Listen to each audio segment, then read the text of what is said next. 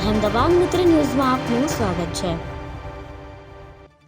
વડોદરામાં બીજા દિવસે જેટકો ઓફિસ બહાર ધરણા યથાવત રહેતા જોવા મળ્યા છે કે જેમાં વિદ્યુત સહાયકોની ભરતી પ્રક્રિયા રદ કરી દેવાના જેટકોના નિર્ણય બાદ આ પરીક્ષા પાસ કરનારા ઉમેદવારો આ નિર્ણય પાછો ખેંચવાની માંગ કરી રહ્યા છે। ત્યારે તેમના વતી વિદ્યાર્થી નેતા યુવરાજસિંહ પણ જેટકો ખાતે રજૂઆત કરવા માટે પહોંચ્યા હતા। આજે વિદ્યાર્થી નેતા યુવરાજસિંહ જાડેજાએ નિવેદન આપતા જણાવ્યું કે આખી રાત અમે કડકડતી ઠંડીમાં બેસી રહ્યા છીએ અને અમને કોઈ અધિકારીએ પૂછ્યું નહીં। અમે એમડીને મળીને જ રહીશું તેમજ જો જરૂર પડશે તો એમડીના ઘરનો ઘેરાવો કરીશું તેમજ આગામી દિવસોમાં અન્ય રચના બનાવીશું।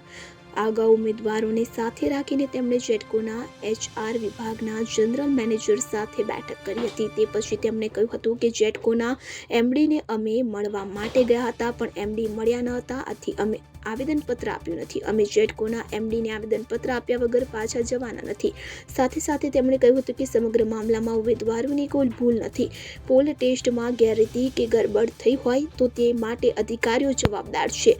તેમની ભૂલનું પરિણામ વિદ્યાર્થીઓ ભોગવે તે યોગ્ય નથી। આ મામલે જલદ આંદોલન કરાશે અને જરૂર પડે તો ઉર્જા મંત્રીના ઘર તેમજ ગુજરાત વિધાનસભાનો પણ ઘેરાવો કરવામાં આવશે। મહત્વનું છે કે જેટકોમાં વિદ્યુત સહાયકોની ભરતી પ્રક્રિયા માટે નવેસરથી પરીક્ષા લેવા સામે પાસ થયેલા ઉમેદવારોએ કરેલા ભારે વિરોધ અને દેખાવોની જેટકોના સત્તાધીશો પર કોઈ અસર થઈ નથી।